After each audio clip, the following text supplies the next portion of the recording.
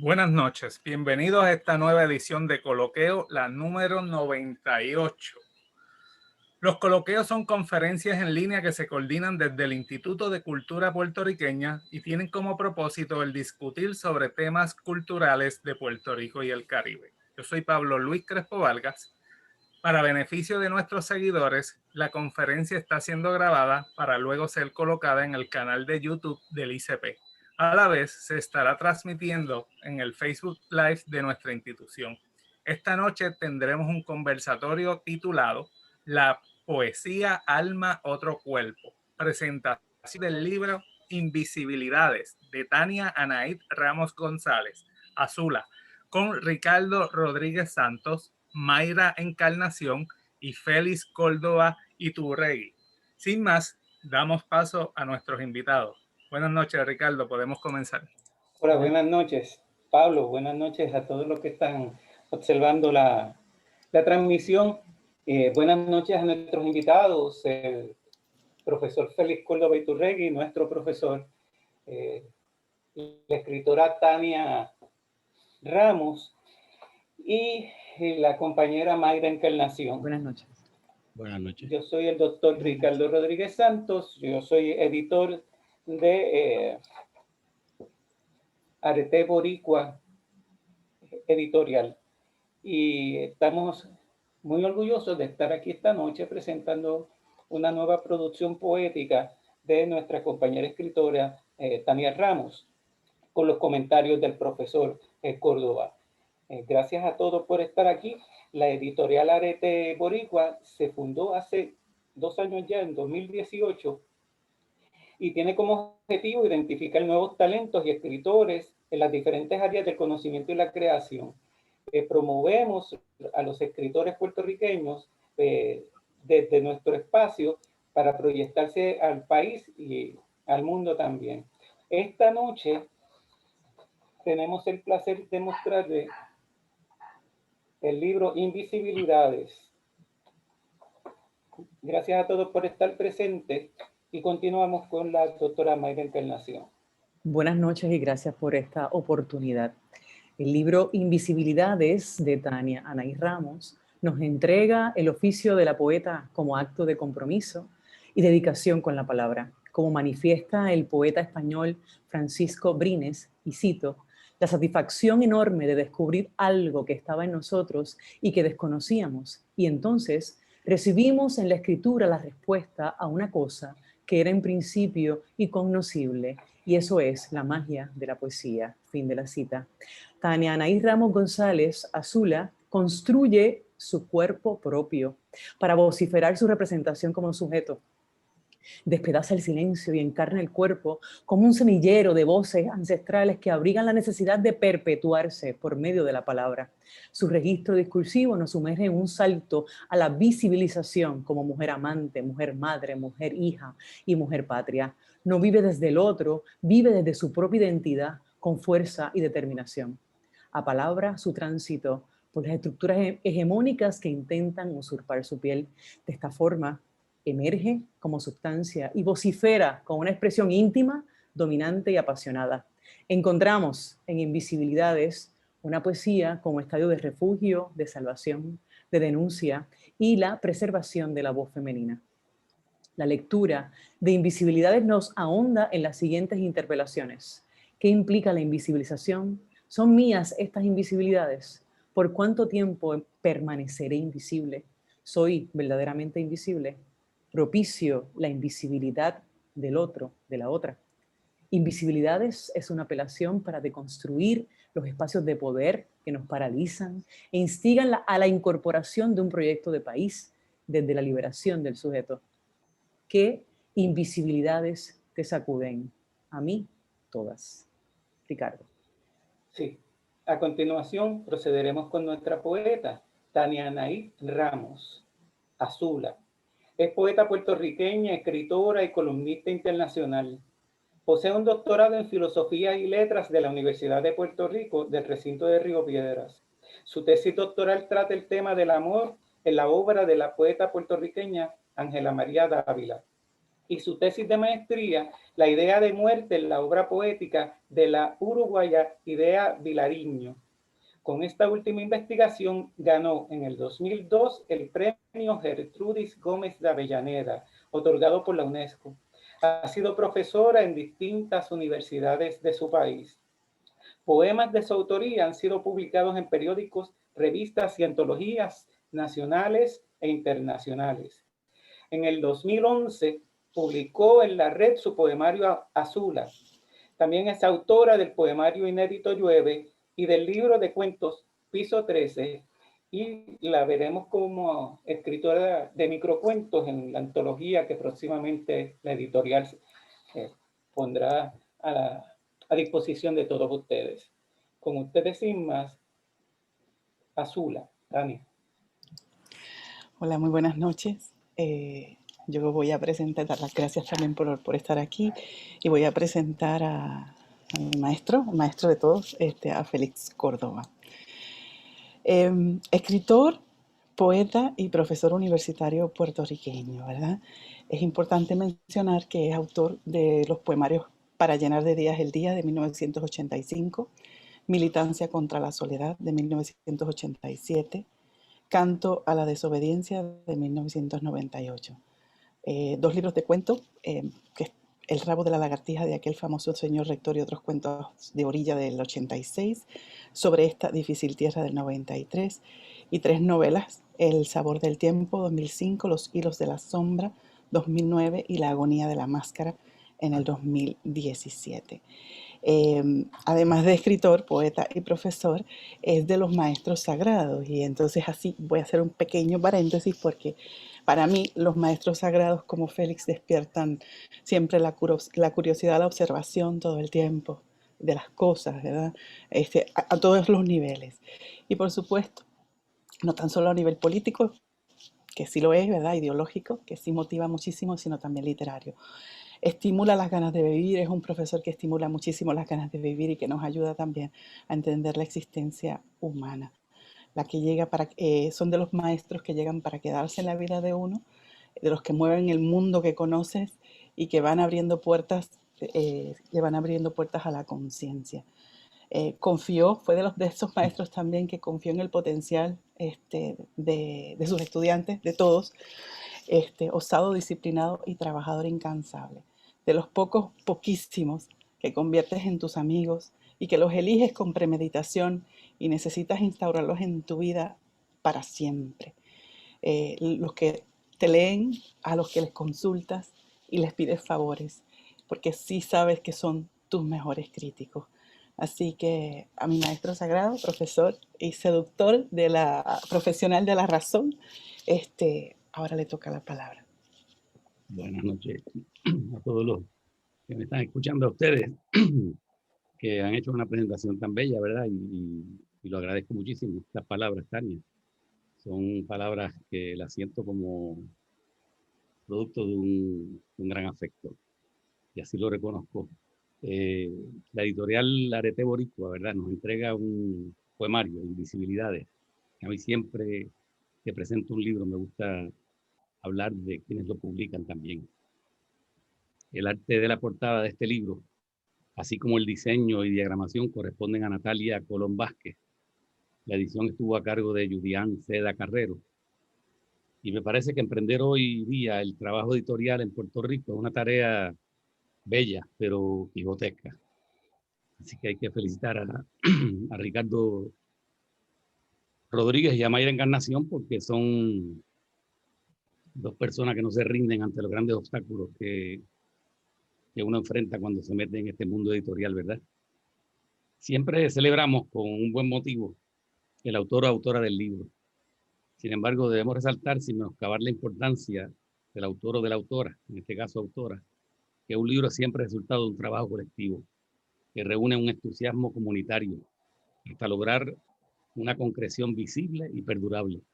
Y digo eso porque como este libro el título es Invisibilidades, pues ya de entrada tenemos una bella contradicción, ¿verdad? Lo que hace el libro es poner de manifiesto aquello que está oculto o que no se ve.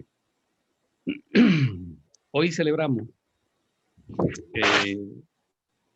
el éxito de este entusiasmo. Invisibilidades está dividido en 3 partes. La primera está dedicada a Idea Vilariño, la segunda a Ángela María Dávila y la tercera a Lolita Aulet Concepción. El libro está precedido por un prólogo de Melissa Figueroa y en cada parte se reitera la imagen del reloj de arena que sirve de motivo a la portada. Dicho sea de paso, una portada bella. En la parte inferior del reloj, donde se ha acumulado el tiempo transcurrido, aparece la imagen de una mujer a quien se le dedica esa sección del libro. Una imagen anida en otra, así como el poema se hila y se forma en diálogo con otros poemas. El terreno frágil del encuentro es el tiempo, el presente como un caer persistente sobre la experiencia acumulada. En cada una de las 3 partes, en ese caer de la arenilla del tiempo, se encuentran palabras en posición vertical correspondientes a cada una de las mujeres evocadas. La imagen del reloj es poderosa, dividida también en 3 partes, como el poemario. Nos presenta una figura vertical del tiempo en 3 dimensiones. Arriba, en el vientre alto del reloj, podemos visualizar el futuro. En la cintura estrecha del medio apreciamos el presente y en el fondo podemos imaginar el tiempo transcurrido. La imagen del reloj de arena le permite a la lectora o al lector visualizar un misterio. El tiempo real transcurre por la parte más estrecha del reloj, lo que sugiere una visión de la vida humana ocupada principalmente en una imaginación del tiempo por venir o en una rememoración del tiempo ya vivido. Sin embargo, el presente, el ahora y aquí, es la única dimensión que le puede dar vida y cuerpo a lo no existente, el futuro o el pasado. La poeta nos sugiere que la imagen es una realidad dinámica, un ente delicado donde el presente acciona sobre el futuro, dándole un rostro a lo esperado, pero también, sobre todo, acciona sobre el pasado, lo transforma y le regala una permanencia renovada. La poesía surge, pues, de un vínculo elaborado y sabio entre diferentes temporalidades. El acuerdo, como nos dice en la primera parte del poemario, es un pacto entre el cuerpo y el olvido. El olvido, ha dicho un médico francés, es el custodio de la memoria. Una expresión que a mí me gusta mucho porque muchas veces presentamos el olvido como lo contrario, el enemigo de la memoria. Pues el olvido se presenta como el custodio, el que cuida la memoria. Tania, con razón, nos dice en uno de sus versos que el acuerdo también es un pacto entre memoria y olvido. Sin embargo, no hay pacto sin la presencia del cuerpo. La expresión es clave, presencia del cuerpo, porque solo desde la vivencia de lo corporal, desde la vivencia del espacio, se puede trabajar sobre el futuro y sobre el pasado.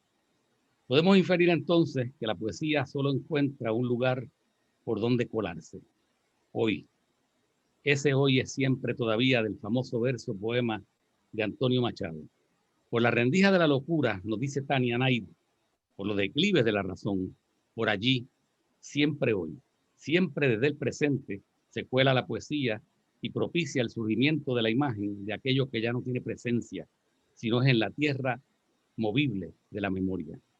Solamente desde el presente, desde la existencia material concreta, puede trabajarse sobre los recuerdos, puede dársele nueva forma a lo vivido o se pueden figurar las esperanzas del futuro. La imagen de 3 partes del reloj de arena nos enfrenta a la complejidad espacial de la temporalidad. El tiempo transcurre por la carne del mundo, así como transcurre por la carne de nuestro cuerpo, pero una vez transcurrido, su pasar queda en las redes de la memoria. Adquiere una dimensión fantasmal o una invisibilidad que solamente puede ser conjurada por medio de la palabra. Ahora bien, la invisibilidad no se reduce al tránsito del presente hacia el pasado. La invisibilidad puede habitar en la presencia del presente, cuando a un ser se le ha expropiado su historia, la conciencia propia de su temporalidad. Si su pasado se difumina, ello es resultado de su presente subalternizado, vivido en función de otro. La subalternización es una manera de vivir invisibilizada. El título de este libro, al utilizar el plural invisibilidades, nos refiere a la complejidad del fenómeno. Se puede ser invisible en vida, como la invisibilidad puede ser la amenaza implacable del fluir del tiempo. Contra las diferentes invisibilidades, la poesía se presenta como un arma. La poesía, nos sugiere Tania Anaid, echa su flor allí donde logra romper una conformidad, donde consigue quebrar la comodidad de la forma, porque de alguna manera u otra la poesía rompe el ojo, no para dejarlo totalmente ciego, sino para prestarle una ceguera sobre la visualidad de lo común y permitirle la aventura de darle presencia a lo invisible, poniendo en marcha todas las facultades de la imaginación como experiencia del cuerpo. El término preciso, insisto, es presencia, porque solamente desde el presente, desde el fulgor de lo visible, se puede indagar sobre lo ausente y dejar que la luz de la memoria caiga sobre las invisibilidades. La poeta sabe que las invisibilidades no son meras abstracciones, son los espacios ausentes de la vivencia, habitables todavía ante el llamado del recuerdo. Son los mundos ausentes que mientras haya vida se pueden indagar e interrogar. Ellos nos permiten redefinir la humanidad. La redefinición, el volver sobre algo incesantemente, es una actividad necesaria para hacer visible lo que había quedado oculto. Nos dice la poeta, la voz poética del texto, y cito: estoy en una esquina aterrada, redefiniendo eso que llaman humanidad. Cierro la cita. La memoria es el tiempo vivido como presencia en las imágenes del recuerdo, pero la memoria humana es memoria por ser un don del lenguaje. Y el pasado puede presentarse con una enorme fuerza de vida en la poesía gracias al poder de las palabras. Tania nos dice con acierto que la memoria es el pacto entre el cuerpo y el olvido.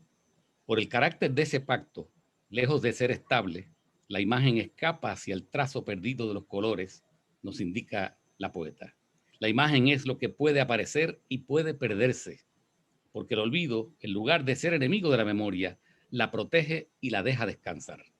El olvido custodia la memoria para evitar su desgaste, para garantizar que aquello que desaparece en la invisibilidad pueda regresar con la fuerza emotiva del encuentro. Y el encuentro es el espacio donde opera el amor, donde el presente no rinde su ser anterior y lo protege con la posibilidad del regreso. La poesía, por ello, no puede vivir sin una conexión fértil con el silencio. El silencio en la poesía es una frontera crucial. No existe en la naturaleza. El silencio es una experiencia humana. Sirve de umbral. Tania Anaid lo coloca al filo de la noche, en la puerta de la locura, en un espacio fundamental con la semejanza de un abismo. El silencio puede ser el filtro de la luz, el momento de abrir la presencia, el allí de la escritura. Cuando la poeta dice, amado, y la cito, amado, perdí tu palabra, cierro la cita, el amado sigue, y vuelvo a citar, conectado al silencio, cierro la cita. Entonces el silencio es la manifestación de unas palabras específicas, esa ausencia de una voz definida. La palabra poética rememora la palabra perdida, sigue conectada a su fuego, como el fuego estuvo conectado al cuerpo. El silencio funciona como el paréntesis de la voz, desde donde azula, escribe y vuelve a borrarse. El silencio es un espacio de origen desde donde brota la escritura. En la escritura, azula, cito, se extiende, se pregunta y luego vuelve a borrarse entre las manos. Cierro la cita. La escritura, a su vez, es el camino de la huella, de la marca, de la acción que crea la visibilidad. Después de la visibilidad puede retornar la invisibilidad. Después de la palabra puede volver el silencio, pero queda el rastro, queda la huella, queda la escritura, queda el poema, puede retornar la visibilidad en cualquier momento. Azula puede volver a borrarse, cito, entre las manos, cierro la cita, pero la acción de las manos es en una sinécdoque hermosa, al entrelazarse metafóricamente con la escritura, ha construido la permanencia de la imagen. En la imagen de 3 partes del reloj se puede observar la presencia de la escritura en el caer de la arena. Ese caer vertical de lo alto lleva en cada sección del poemario fragmentos de la escritura de las tres mujeres evocadas. Tiempo y mirada quedan anudados en ese caer. El tiempo humano, el tiempo traducido en identidad, en proyecto, solo tiene sentido en la comunidad. Una escritura de mujer solo puede serlo porque viene enlazada con otras mujeres, cercanas o distantes, vinculadas en diferentes niveles y urgencias, cada una con su personalidad y propósito. Desde la primera parte, con la evocación de la poeta uruguaya Idea Vilariño, desde la poética de lo diminuto, según nos dice Melissa Figueroa en el prólogo, hasta la segunda y tercera parte, la lectora o el lector viaja por un poetizar que se amplía, que exige versos de mayor aliento, en la medida en que se materializan los deseos y los afectos, como también las carencias. El cuerpo de la memoria, al crecer, exige la expansión del cuerpo de la escritura, incluso para incluir lo que hace falta, lo que se añora como posibilidad vivida o vislumbrada. La poesía, como se teje en este poemario, responde a su verdadera existencia. Visibiliza un verse a sí misma a través de otras voces. El yo puede viajar hacia sí mismo, hacerse visible para su propia voz en la medida que atraviesa otras voces. Pero sobre todo, la imagen propia de la voz exige la contemplación de la poesía como cuerpo poético. La voz poética se alimenta de un giro hacia sí misma, hacia su propia imagen desprendida del cuerpo de su propio decir, como otra mujer que también mira. Por aquí llegamos a la cuarta mujer del texto, la más importante, la mujer que cruza cada una de las partes, evocando a Idea Vilariño, a Ángela María Dávila y a Lolita Aulet. La mujer visible en su voz, reflexiva, que se reafirma en la medida que le dice tú a las otras mujeres de su memoria, porque ella misma ha sido el tú de ellas, porque ha sido también interpelada por los habitantes de su memoria. La poesía, podemos entonces inferir, acumula vidas, atesora sus muertos, presencia y ausencia, visibilidad e invisibilidad, palabra y silencio, forman el entramado de hilos que sostienen las vidas acumuladas. La invisibilidad se teje en el poema, vibra en las palabras, y la mujer evita ser borrada. Deja un rastro, deja un rastro en la percepción del lector, la ceniza que permite la reconstrucción del fuego, porque la poesía arma otro cuerpo, un cuerpo de voz, para darle rostro a lo ya invisible. Pero el batallar poético no es fácil, es un forcejeo desde la sombra. Tania lo expresa con un hermoso verso, y la cito: ¿cómo una sombra puede seguir pujando tanto?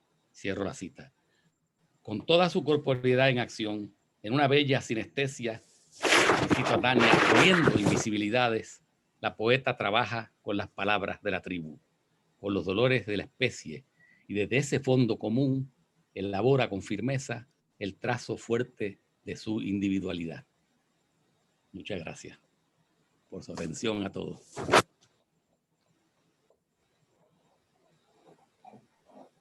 Mayra.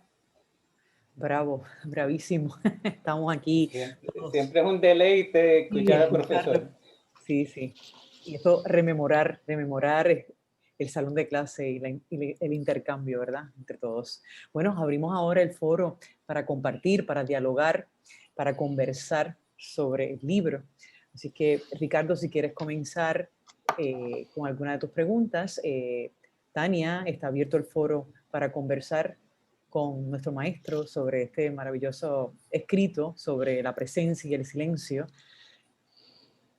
Preguntas son para Tania, que es la poeta.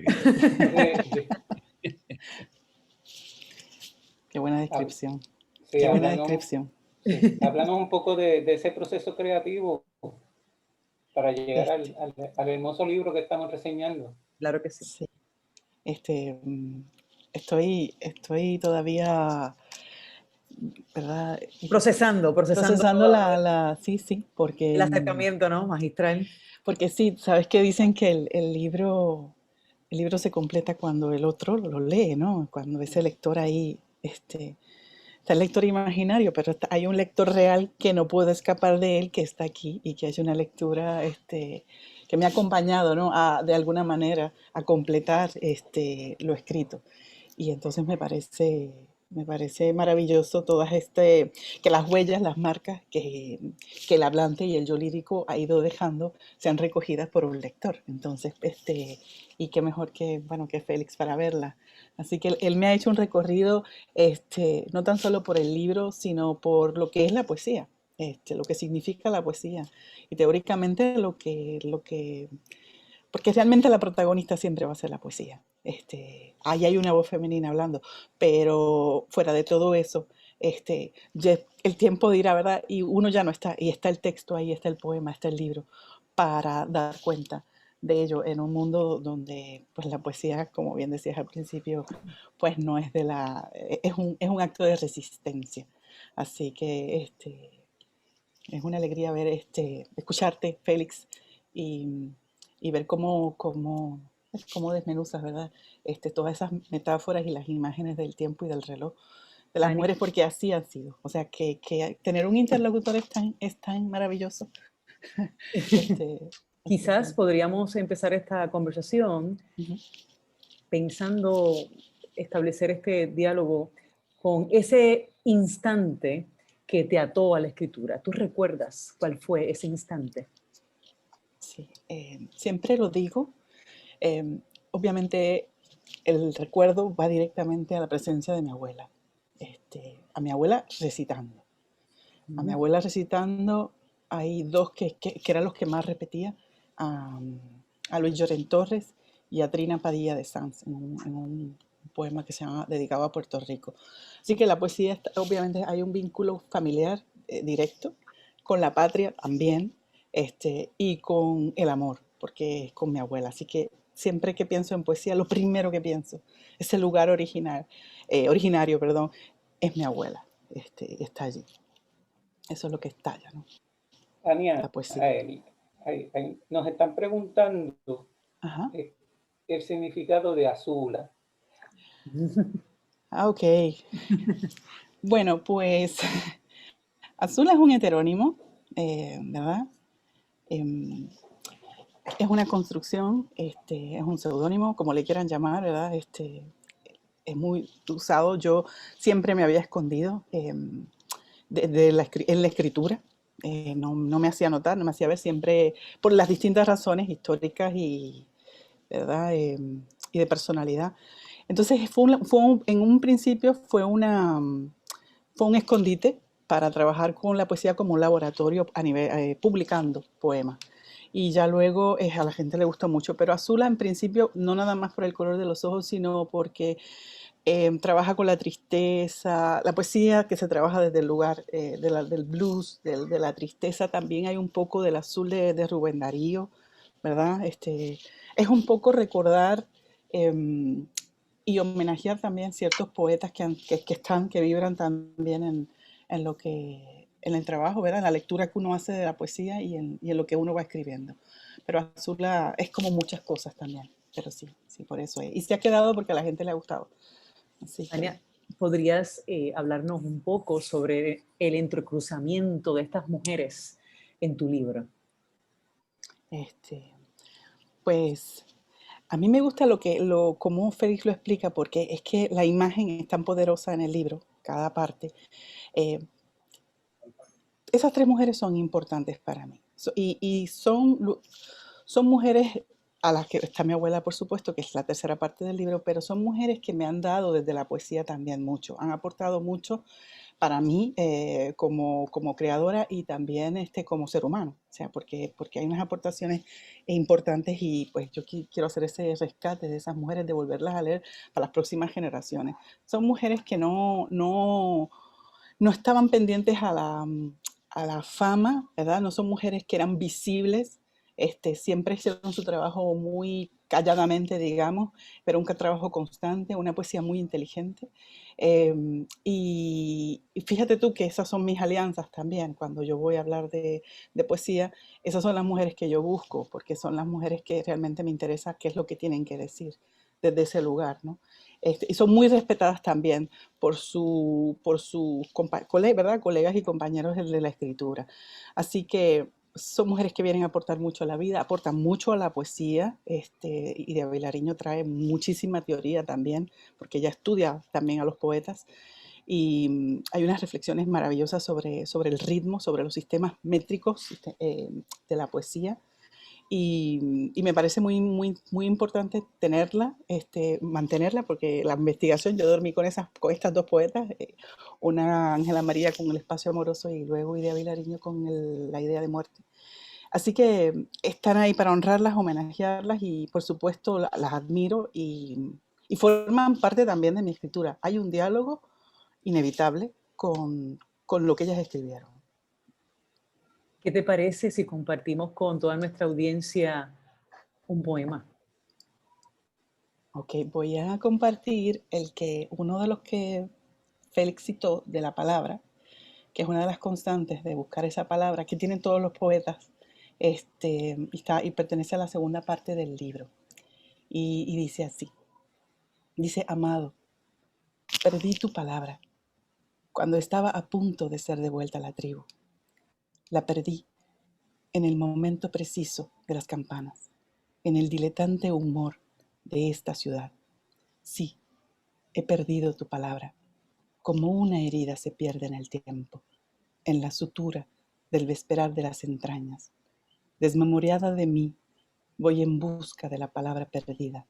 Sofísticamente, acomodo en el pliegue del inconsciente un arenal de signos para encontrar el sonido que acomode tu palabra, para encontrar el acento que dibuje tu palabra, tu bendita palabra, echada al vuelo, en la locura, impaciente al calor de la premura.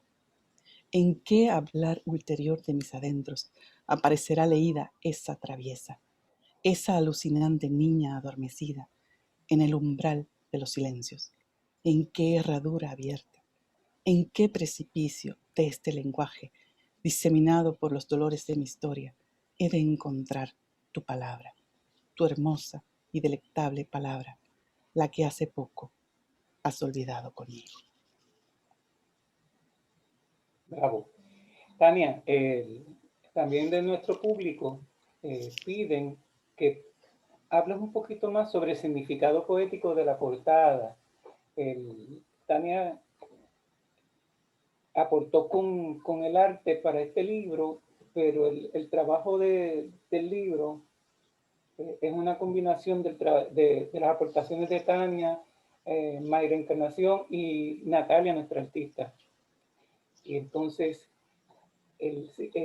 esta portada y una serie de dibujos que están en el interior también le dan un sentido poético adicional al texto. ¿Podrías hablar un poquito más sobre eso?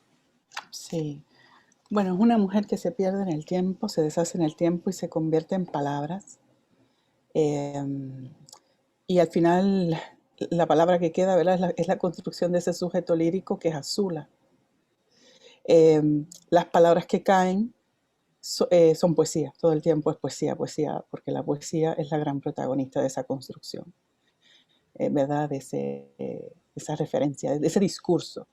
Entonces, pues obviamente siempre está en el tiempo, porque está escrito durante un momento histórico. Dentro, hay una conversación con esa portada y yo pude participar, como bien dice, de lo que yo quería para el libro con Natalia. Y Natalia, eso fue un diálogo constante hasta llegar a unos acuerdos, porque en el caso de las partes internas del libro, cuando aparecen las poetas, pues sí, hay uno de los versos que para mí son más importantes, algo que ellas dijeron que para mí es significativo, que es lo que permanece. Entonces, como dice, también planteó Félix, sobre el presente, el pasado y el futuro, ¿verdad? Esas tres partes del reloj. Pues entonces, en el caso de la construcción del sujeto lírico en la portada, la mujer está presente, aunque se va deshaciendo en el tiempo y va a quedar, lo que permanece son las palabras. En el caso de las portadas interiores, pues nos quedan las palabras de estas mujeres, que son las que nos traen los cuerpos otra vez. Y un poco esa es la metáfora que yo pues quería trabajar, ¿no? La importancia de lo que ellas han dejado en el tiempo y cómo eso también nos hace recuperar, no tan solo, obviamente, al autor implícito, que ellas han construido ese yo lírico, esos sujetos textuales, pero también estas mujeres, porque ellas también, las mujeres históricas también aportaron a nuestra vida y en el caso de Ángela María y Lolita Olea, nuestro país. Muy bien. Tania, te voy a hacer una pregunta que parte de una vivencia. Cuando nosotros comenzamos con la editorial, nos confrontamos en muchas ocasiones con comentarios relacionados con la imposibilidad de publicar libros. Y cuando hablamos de la posibilidad de publicar poesía, nos decían que en Puerto Rico no se lee poesía, que en Puerto Rico se mueren los libros de poesía, ¿verdad? En las librerías. Te pregunto, ¿para qué? ¿Por qué leer poesía?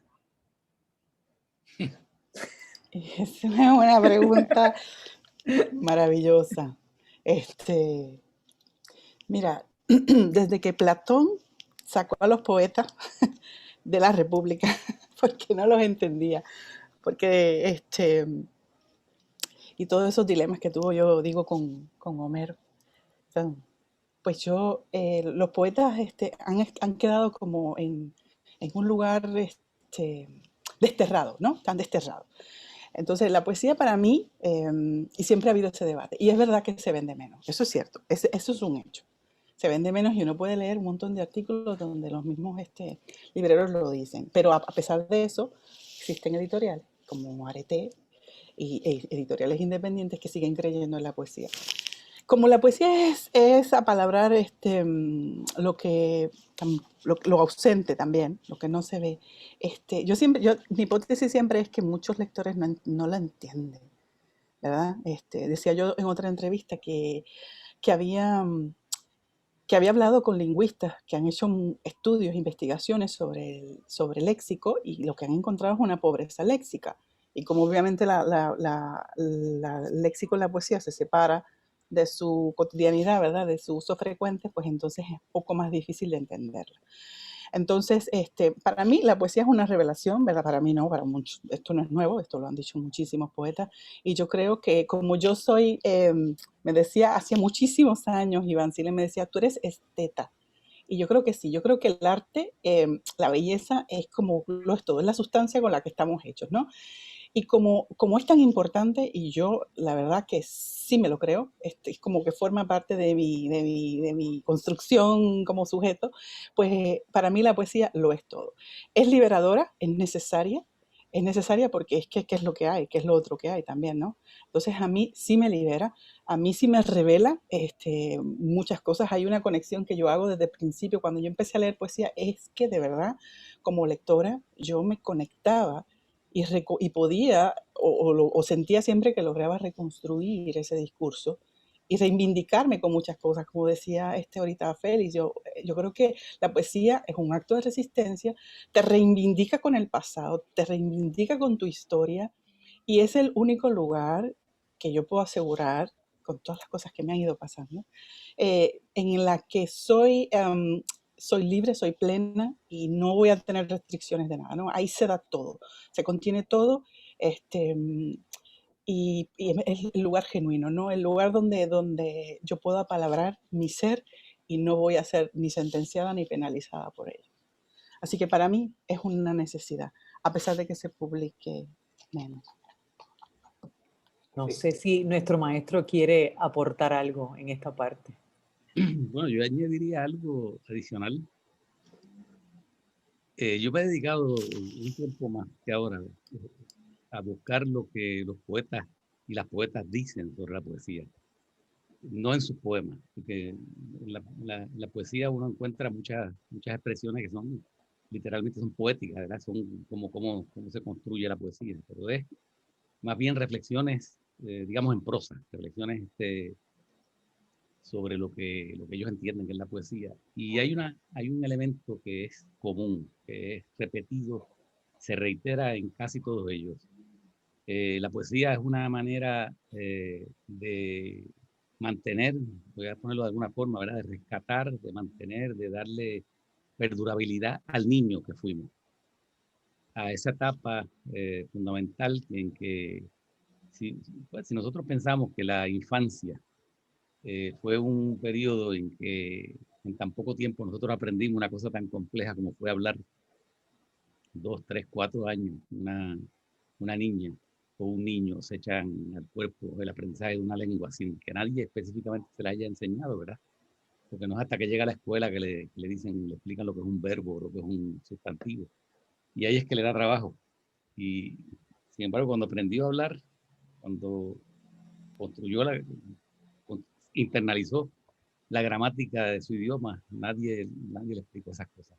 Esa creatividad enorme que tiene el niño, ese vínculo, quizás esa cercanía que tiene con el subconsciente, con esa arena del subconsciente que mencionó Tania en su poema, al referirse a la palabra del amado. El niño es el que más está en contacto con esa vida. Por eso Freud escribió un ensayo bello, que es el poeta de la fantasía, ¿verdad? Porque es la manera de mantenerse en contacto con la fuente primigenia de la vida, con el inconsciente.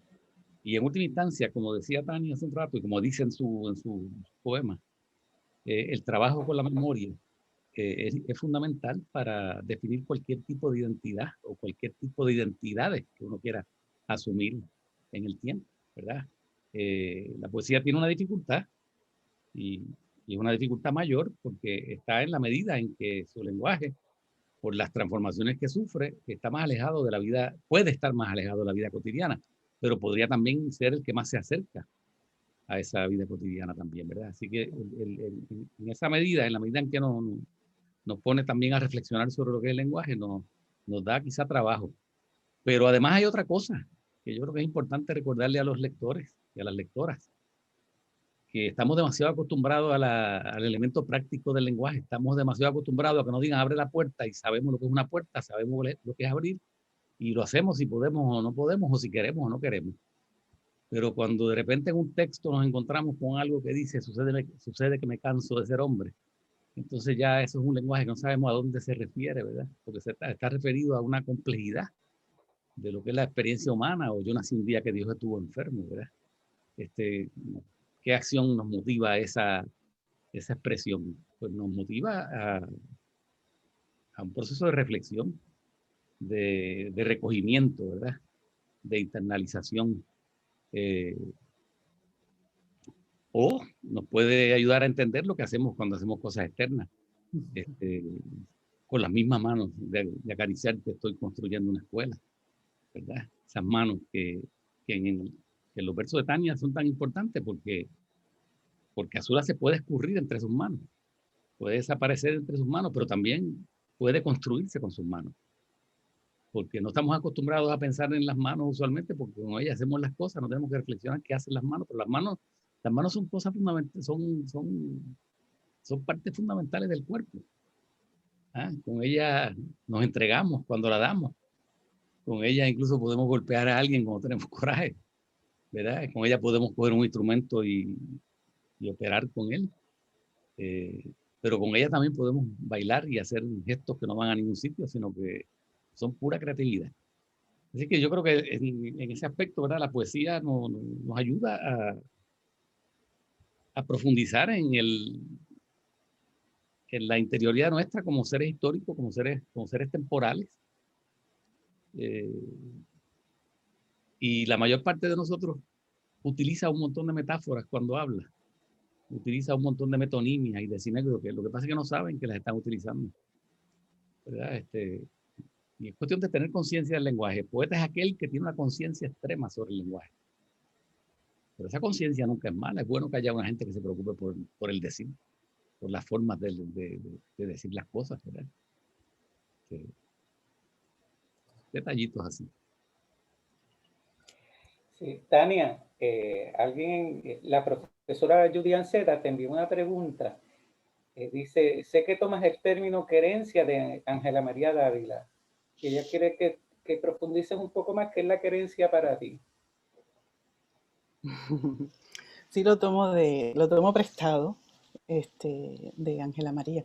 Pero bueno, es todo lo que encierra, lo que puede encerrar el amor, pero como un tránsito casi permanente.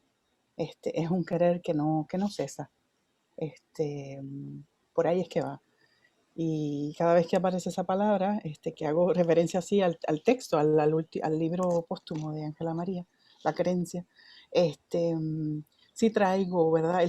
Realmente es el tema del amor, ¿verdad? Del amor completo, que no le falta nada y que no importa el pasar del tiempo, sigue ahí, como intacto.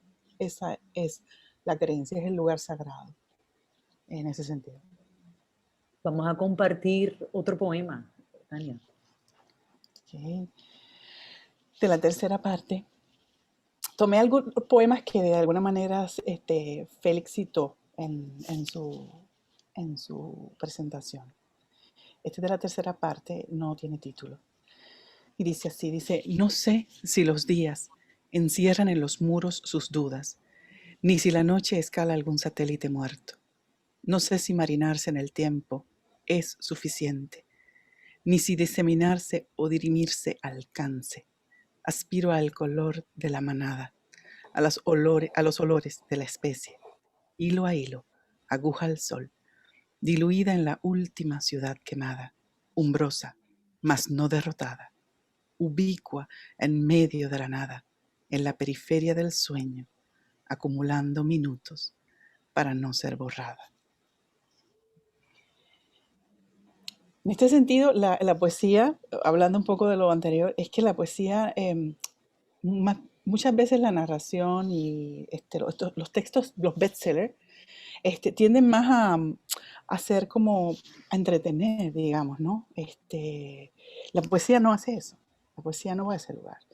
Y entonces, pues, como decía Félix, esa reflexión, porque el poeta también siempre quiere unirse con lo que lo tiene separado, ¿verdad? Dodman hablaba de que habían dos niveles en el texto artístico, la lengua y la cultura. Entonces siempre está esa gran necesidad del creador de unirse a todo eso. Todo eso, ¿cómo me puedo unir? Porque siempre estoy separado. Entonces, en ese tránsito también está la búsqueda de la palabra perfecta y están todos estos signos, todas estas huellas, todas estas marcas que deja la poesía, que son los poemas. Mayra. Por aquí, ¿me escuchan? Tania, hemos hablado de los silencios, de la presencia, hemos hablado de la visibilización. Nos gustaría también elaborar un poco sobre si tú estableces alguna alianza con el mundo lector en términos de los registros, de la transparencia, de la construcción del lenguaje. Mira, pues obviamente a partir de la estética de la recepción, el lector es importante, ¿verdad? Sobre todo el lector, bueno, el que compra el libro también, el lector real, pero el lector imaginario, porque siempre se le habla, ese sujeto textual le habla a otro, siempre hay un oyente ahí que es necesario y que es importante. ¿Y a quién va dirigido? Porque el primer impulso sale por la necesidad de decirle a alguien algo y que ese otro lo complete. Así que en el sentido de que es un coautor o que es un coparticipante que completa, ¿verdad? Que con su aliento y con su corazón termina el libro, es importante porque sin él lo otro no se da, ¿no? Dentro del texto y fuera del texto también. Yo tomo en consideración el lector, aunque sea uno al que le llegue, ¿verdad? ¿Cómo era que decía? No me acuerdo, decía Lorca, que decía, la poesía no quiere adeptos, prefiere amantes o algo así, algo parecido. Aunque sea uno, pero que sea amante, para mí un lector real vale mucho más que mucha gente que lea, ¿verdad? Incrédulamente. Esa soy yo. No es que sea selectiva porque todos valen. Yo creo que el lector es súper importante y es necesario. Sin él no se completa el ciclo. Es como el espectador en el teatro. O sea, no se completa sin que el lector esté ahí. Así que es sumamente importante y siempre se escribe para un lector imaginario que ojalá siempre sea también el real, ¿no? El que se da en el hecho histórico. Sí, sí. No sé cuánto tiempo nos quede, pero si a usted le interesa lo que ha escuchado y le interesa el libro y le interesa apoyar la industria puertorriqueña y los escritores puertorriqueños, puede buscar el libro Invisibilidades y otros más de la editorial Arete en nuestra página, editorialareteboricua.com, todo corrido con minúsculas. El libro también está disponible en Libro 787 y en librerías en el área metropolitana, en Casa Norberto, por ejemplo. Pero puede entrar a editorialareteboricua.com y ve todo el trabajo que hemos hecho con los escritores puertorriqueños.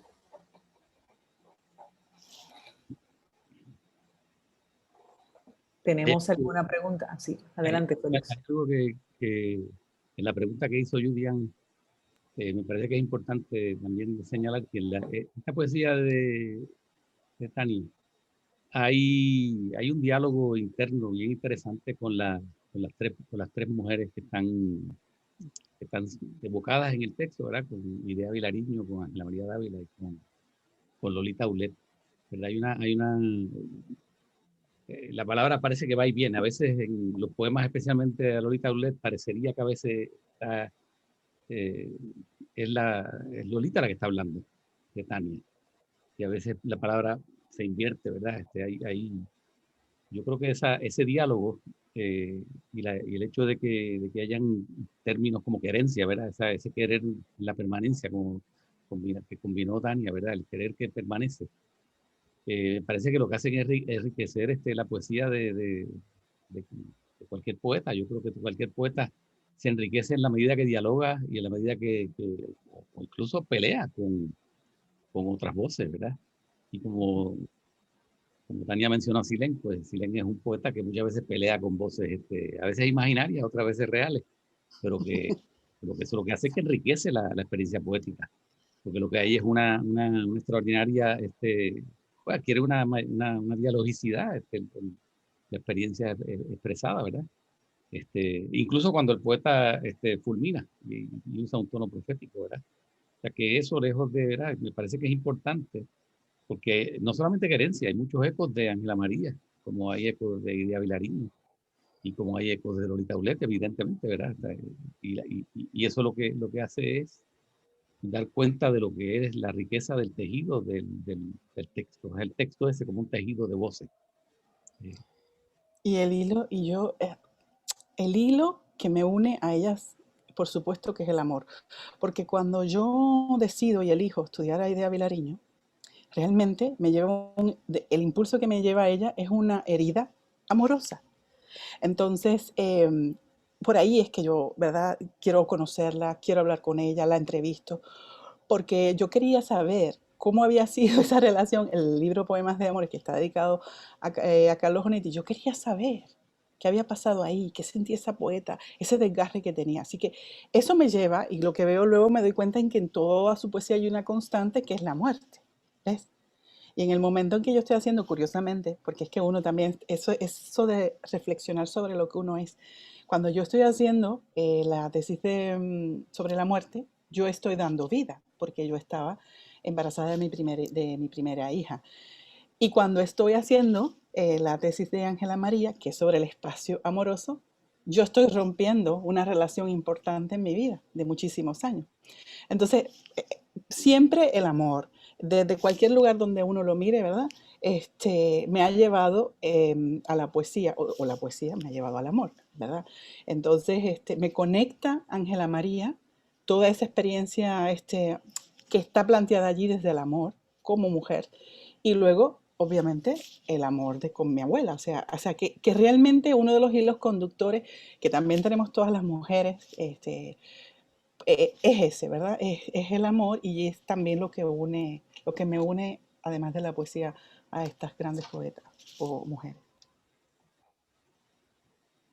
Muy bien, nos preguntan, Tania, sobre tus próximos proyectos. Pues ya acaba de anunciar Ricardo que viene un libro de microcuentos y voy a participar en ese texto. una antología. También hay un libro de cuentos que se llama Piso 13, que también espero que vean la luz, que son cuentos laborales sobre las situaciones laborales. Cuento muy interesante. Hay un proyecto en el que estoy que se llama el Centro Lingüístico, Literatura y Cultura Caribeña, es nuevo, que voy a codirigir con la doctora Carla Mojica, que también es para hacer estudios, investigaciones, creaciones también. Va por ahí un proyecto hermoso, y con este proyecto también viene una serie de libros que es sobre folclore para niños, hasta como sexto grado, que habla sobre las tradiciones puertorriqueñas. También hay investigación, viene con música, vienen con módulos de cómo enseñarlo. Es un proyecto precioso. Los libros que yo hubiera querido leer sobre asuntos de folclore de mi país, bueno, pues eso lo estamos trabajando. Y pues eso. Y bueno, y los libros de poesía, que hay 2 libros que están ya, y que bueno, que en algún momento, con calma, ya espero que también vean la luz.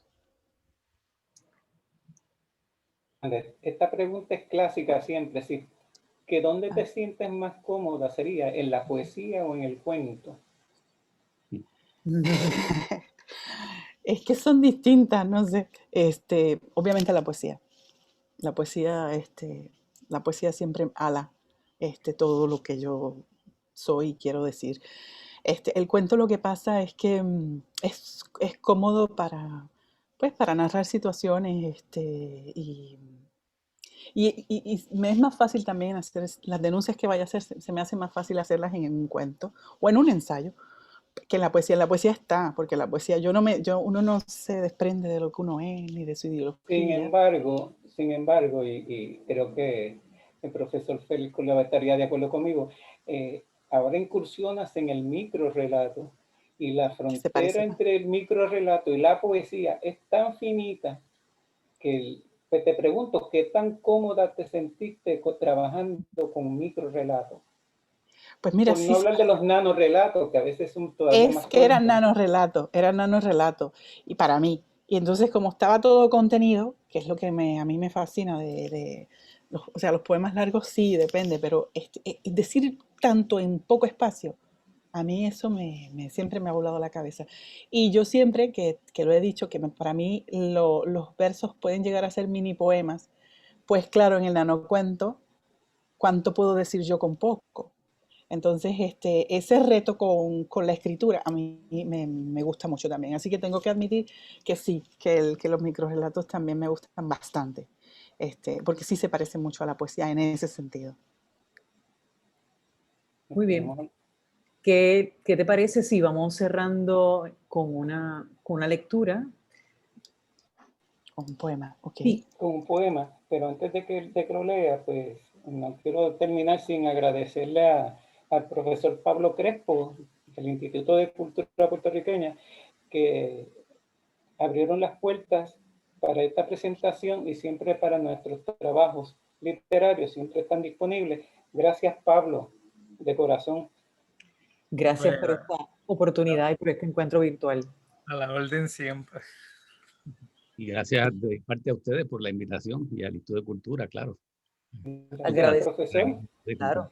Gracias a nuestro Sí. maestro por acompañarnos en este encuentro. Terminamos con Tania. Así es. Sí, sí.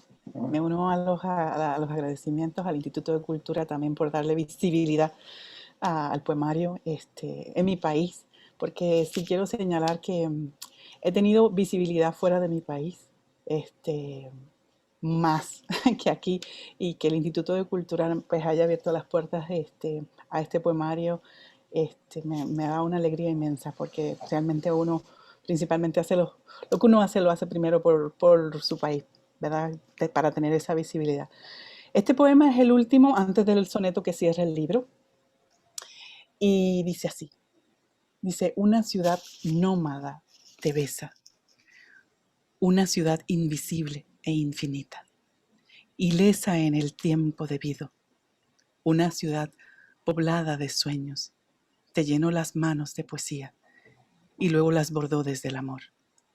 para que este mar lo divisara todo sin aire, para que este sol diluyera el adiós.